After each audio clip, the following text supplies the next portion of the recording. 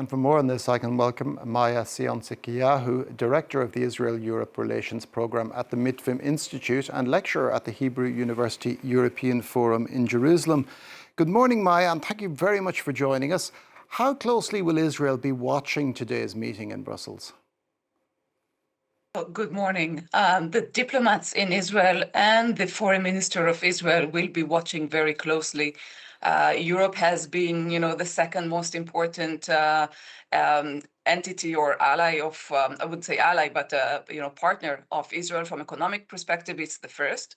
Also, from security perspective, there are very important relations, and you describe it very very well. The agricultural relations, the 70% of the flights going out of Israel goes to Europe, so it's definitely a very important partner of Israel. Now, Israel, particularly under Benjamin Netanyahu, has been largely dismissive of criticism from Europe, viewing it as much less important than the support it gets from the United States. But is this attitude perhaps a bit misplaced?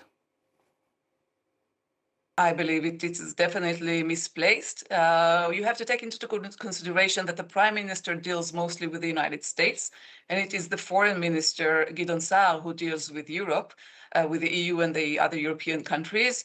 And yes, but this attitude has, it's a very long attitude of Netanyahu towards Israel that is lasting for more than a decade.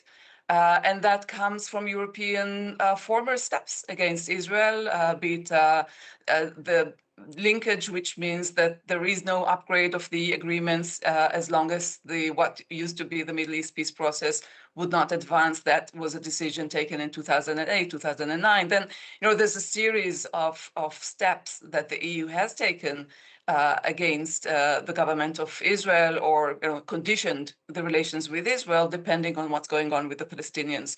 And Netanyahu has been a master in thwarting the EU decision-making against Israel along the years, after some decisions were passed. And now it's a struggle. It's a very tough struggle, because the public opinion in Europe has turned against Israel for quite a while.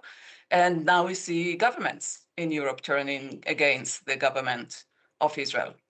Now, Spain's Pedro Sanchez is urging the EU to suspend its association agreement with Israel. That is probably unlikely to come to pass, but there could be a partial suspension. What might the repercussions of that be for Israel? So let me just say that Sanchez is indeed the normative voice of Europe, but there is the geopolitical voice of Europe that has been growing along the recent years. And I think the latter will win eventually, especially when it comes to, as you said, the suspension of the association agreement. This unanimity, and there will not be a unanimity for that.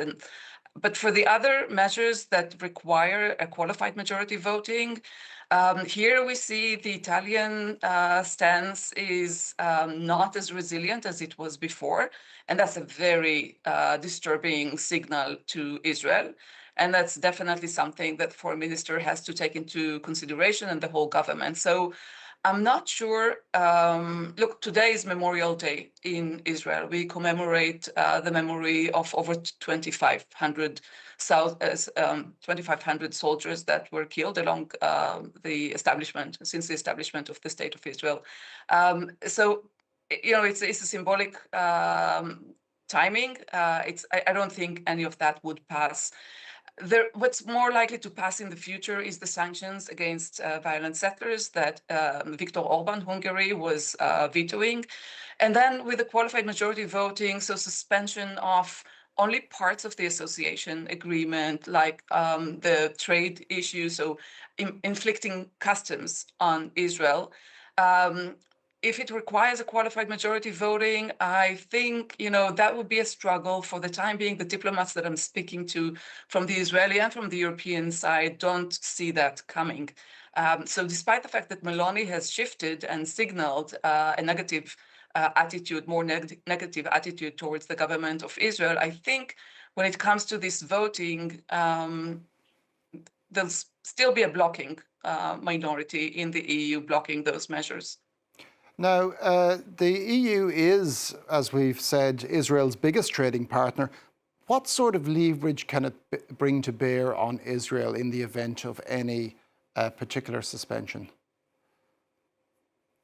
If there will be a suspension of the trade parts, then it means that there will be customs on Israeli exports to the EU. That amounts to about 1 billion euros per year.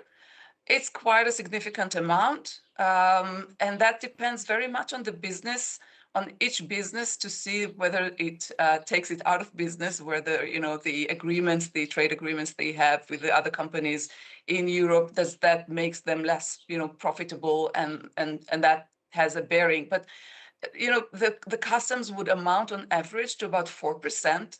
It's not a significant amount, allegedly, but again, it's a business-to-business decision. But it sends a very, very strong political signal. I think that is very disturbing for Israel.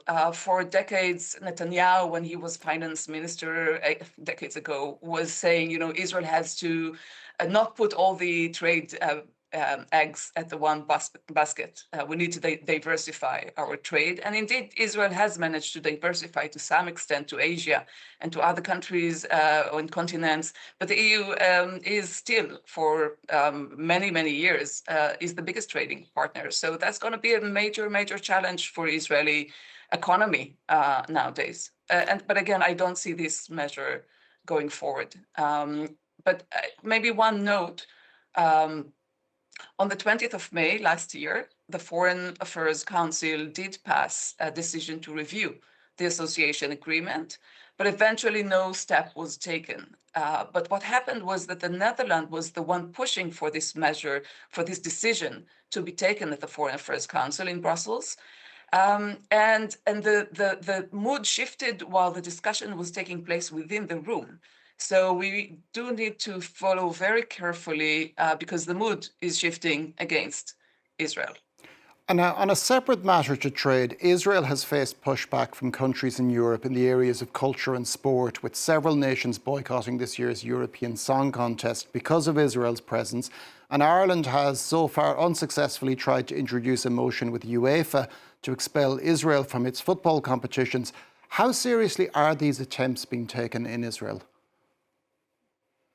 Very seriously. And, it's a bit of maybe an irony, because the Israelis are much less aware of the economic implications that EU-Israel relations would have if the suspension of the trade part would take place. But they are very, I think, agitated when it comes to the Eurovision contest and when it comes to football and those issues. And Israeli diplomacy has a very uphill struggle against those decisions, but so far it has been successful. So we'll have to see. But definitely, this is something the Israeli public is following much closer. The media is reporting on that. So yeah, there's an irony of how what symbols against the real life economic life here in Israel. Thank you very much for that, Maya Sion-Tzidkiyahu, Director of the Israel-Europe Relations Programme at the Mitvim Institute.